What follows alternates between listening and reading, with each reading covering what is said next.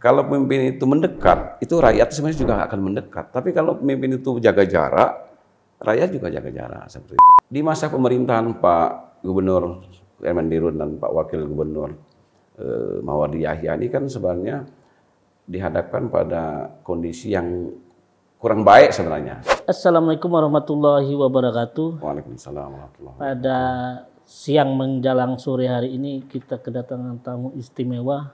Dia juga menandakan saya juga sesama jurnalistik dan sekarang sudah menjadi politisi yang cukup hebat di Sumatera Selatan ini. Baik, langsung saya perkenalkan saja dengan Pak Alfrenzi Panggarbersih yang biasa kita sebut dengan Bang Oji. Bang Ozi ini. Ya. Selamat sore Bang Ozi.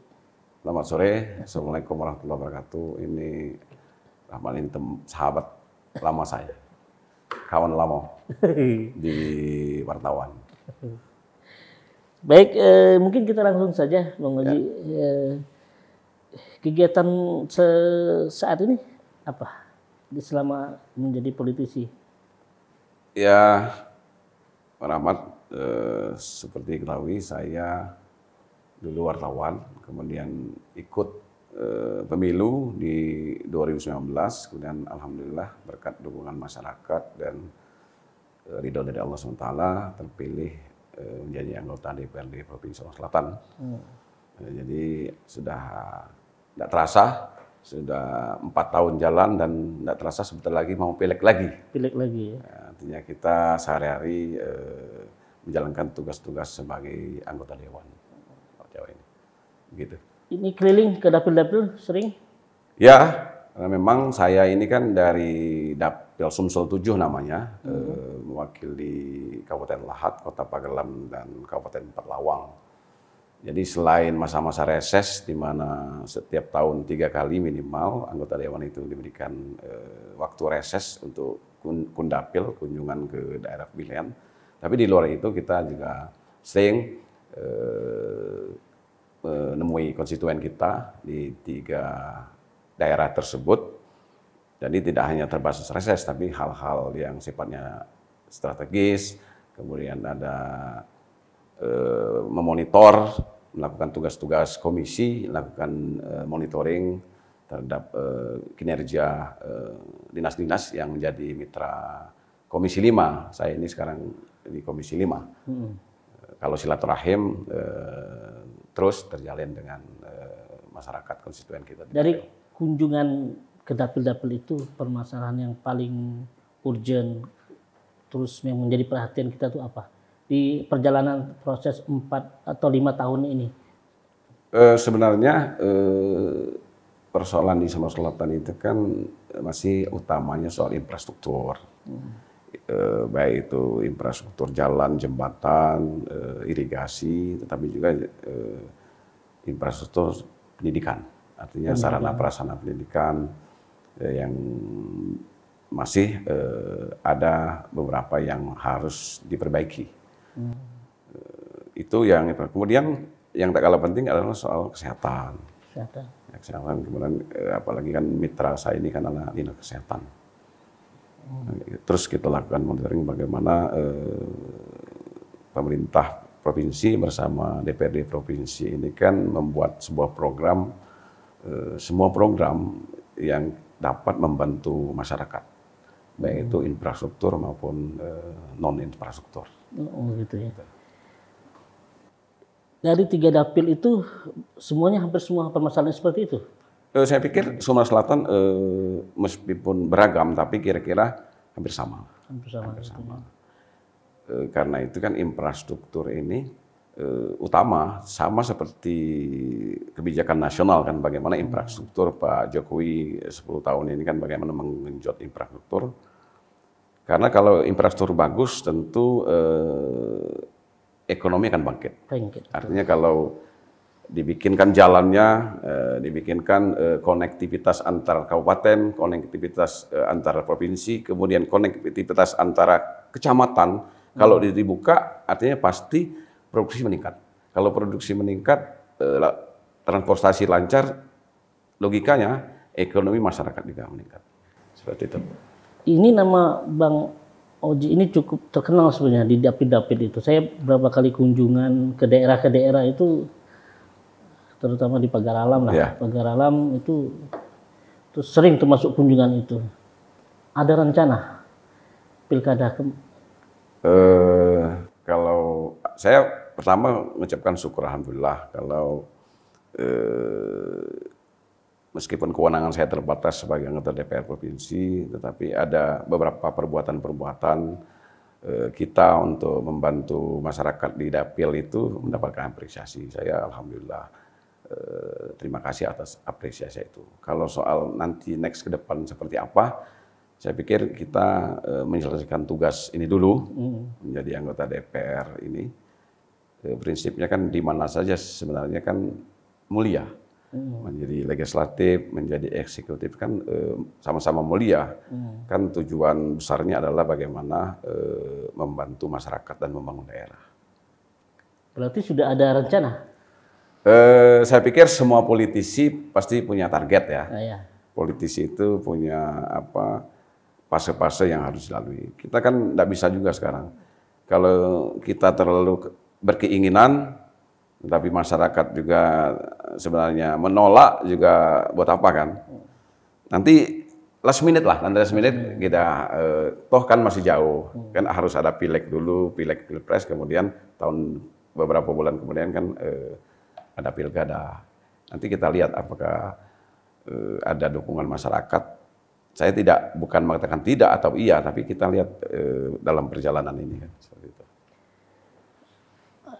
Anda itu termasuk dekat dengan Pak Herman Deru, bisa dikatakan orang tangan kanannya atau apalahnya seperti itu. Tapi orang itu pasti mengaitkan Bang Oji ini dengan Pak Herman Deru.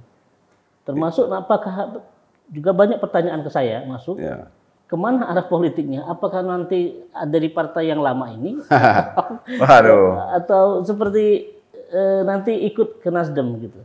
Ya, pertanyaan ini luar biasa nih, yang lama nih. Ini benar-benar seorang wartawan kan kita diayun-ayun dulu, tapi pada saat nanti kita pasti ada pertanyaan yang sangat ke substansi atau ke intinya. Jadi begini, Pak Gubernur Herman Deru itu kami sudah kenal cukup lama ya.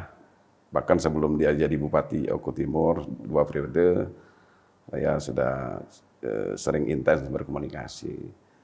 Ya seperti sahabat lah, sahabat. Tetapi karena beliau senior, bukan hanya sahabat, itu juga menjadi mentor politik saya kan. Karena saya melihat sosok ini adalah sosok pemimpin yang memang suka turun ke bawah, gitu kan. Artinya dia begitu dekat dengan masyarakat, hampir tidak ada batas sebenarnya dengan masyarakat. Kan susah mencari pemimpin yang seperti itu kan. Dulu kan pemimpin ini, apalagi kepala daerah kan seperti menara gading kan. Antara masyarakat dengan pemimpin itu jauh sekali dulu kan. Karena ada segan masyarakat, takut. Nah ini kemudian Pak Herman tadi menjadi model baru, role model bagaimana sebenarnya pemimpin itu tidak ada jarak dengan rakyat. Kalau rakyat itu menurut saya, rakyat itu bagaimana pemimpin bersikap. Kalau pemimpin itu mendekat, itu rakyat sebenarnya juga akan mendekat. Tapi kalau pemimpin itu jaga jarak, rakyat juga jaga jarak seperti itu. Nah persoalan yang tadi Pak Rahul bilang, ya saya sekarang kan di Partai Hanura yang kemudian mengantarkan saya menjadi anggota DPR Provinsi. Sejauh ini sampai saat ini saya masih di Hanura. Di Hanura sampai saat ini. Saat ini. Next ke depan kita akan lihat seperti apa konstelasi politik di provinsi. Kemudian kan politik itu kan harus ngelihat peluang, mana peluang yang paling memungkinkan gitu. Seperti itu. Terkait Bang Oji soal melihat peluang ke depan.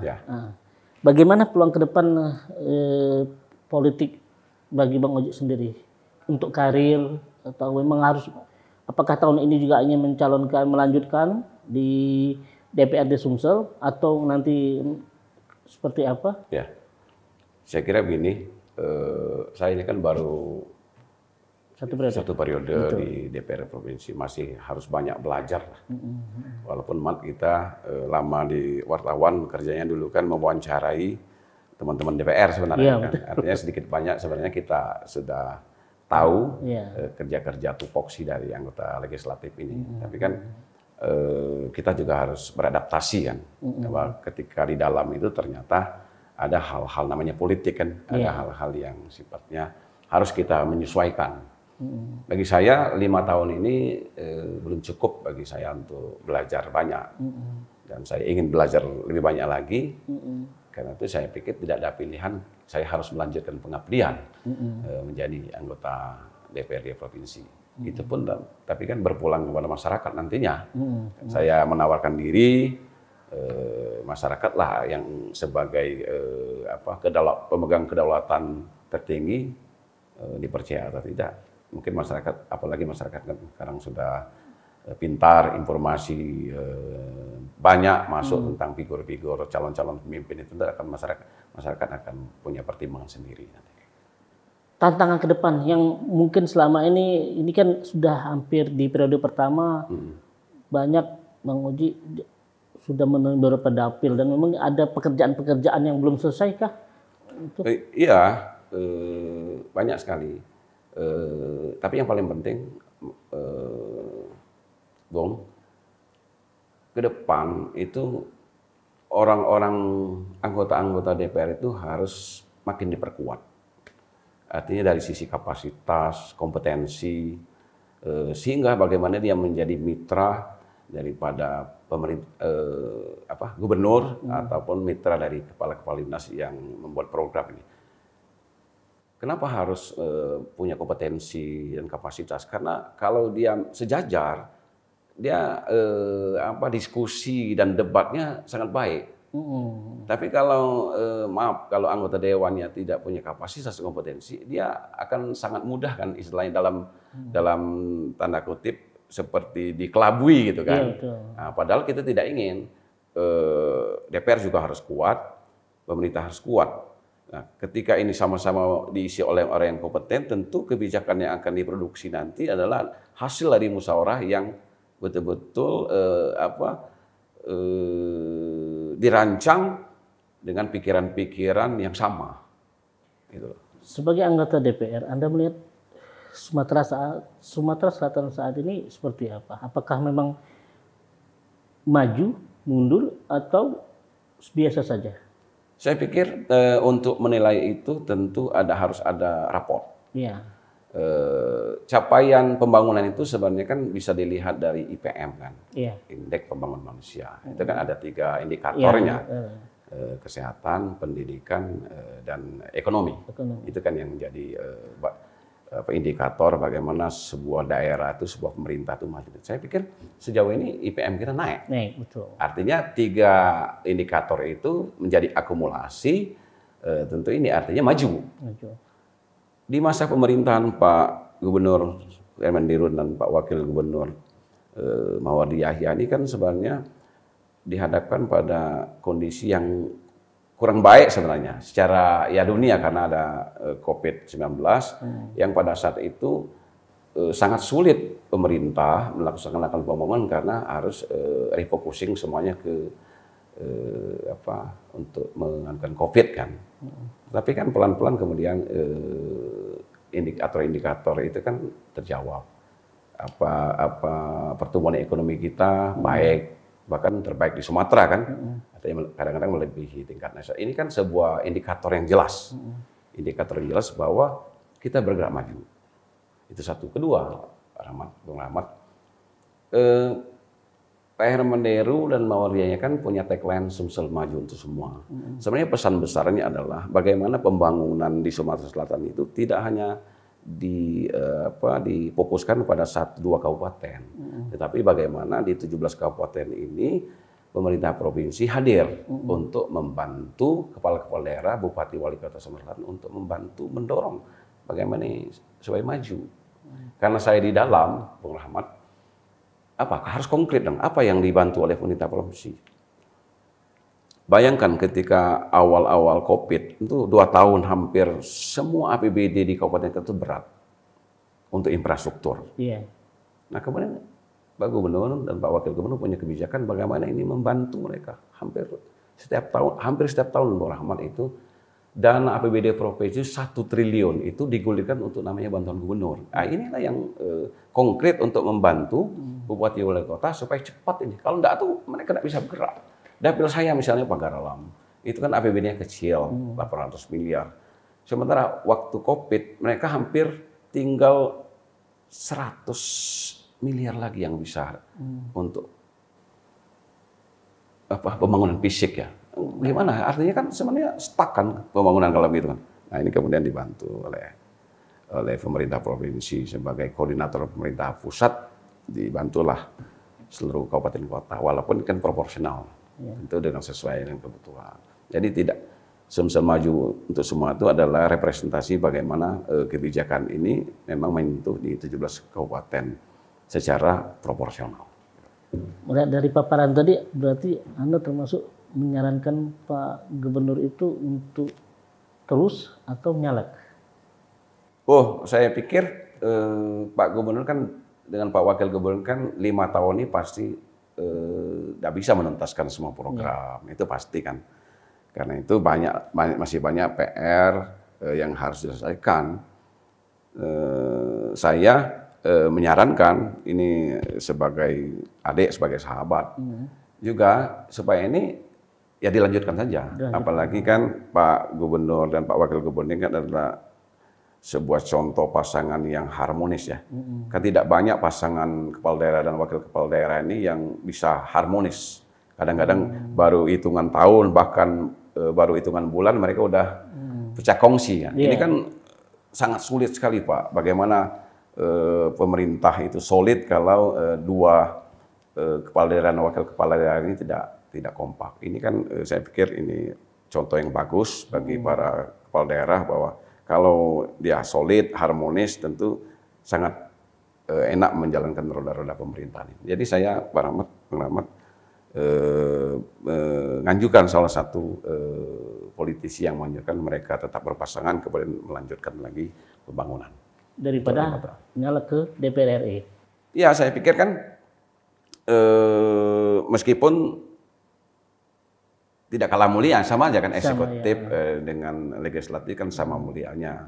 Tetapi mungkin karena passion ya, passionnya artinya memang karakter dan itunya mungkin karena Pak Herman itu kan tidak punya background di legislatif. Beda dengan Pak Mawardi kan. Kalau Pak Mawardi kan jejak politik dia itu kan berkarir dari anggota dewan, menjadi ketua DPRD Oki, kemudian menjadi Bupati Ogan Ilir kan. Betul. Itu. Sementara Pak Herman Deru memang ketika menjadi politisi sudah langsung ke eksekutif. Saya pikir passion Pak Herman Deru adalah passionnya di eksekutif. Menurut saya. Karena saya kan sering diskusi sama beliau kan. Oke, kita balik lagi ke soal legislatif. Ya. Ini kalau secara umum nama Bang Uji ini cukup dikenal, tapi juga tidak semua orang juga suka gitu kan. Nah, saran Bang Uji terhadap mereka yang tidak suka itu seperti apa sebenarnya? Saya pikir gini, proses orang suka atau tidak suka itu kan biasanya karena akumulasi informasi. Mungkin seorang suka itu mendapatkan informasi positif tentang seseorang, dia akan suka. Kemudian orang tidak suka, bisa saja dia mendapatkan informasi yang salah atau informasi yang semuanya negatif, sehingga dia menyatakan tidak suka. Tapi ini normal saja, saya pikir ini apalagi kan dalam politik ada rivalitas, ada segala macam, itu biasa-biasa saja. Saya menanggapi ini biasa-biasa saja. Bayangkan Pak Rahmat, apa yang sudah dilakukan baik-baik aja, semuanya baik, pasti ada yang tidak suka.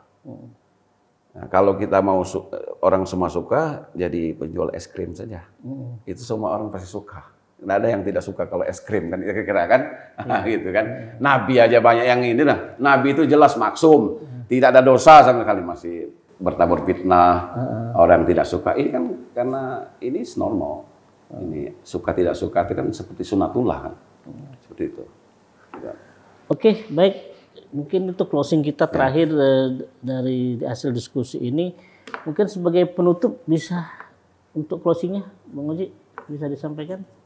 Baik, saya terima kasih sekali diundang di podcast Info Indonesia ini, sebuah kebahagiaan dan kebanggaan bagi saya bisa diundang di podcast ini. Saya tahu Info Indonesia ini namanya tidak hanya sudah akrab di Sulawesi Selatan, tapi ini kan menjadi media nasional.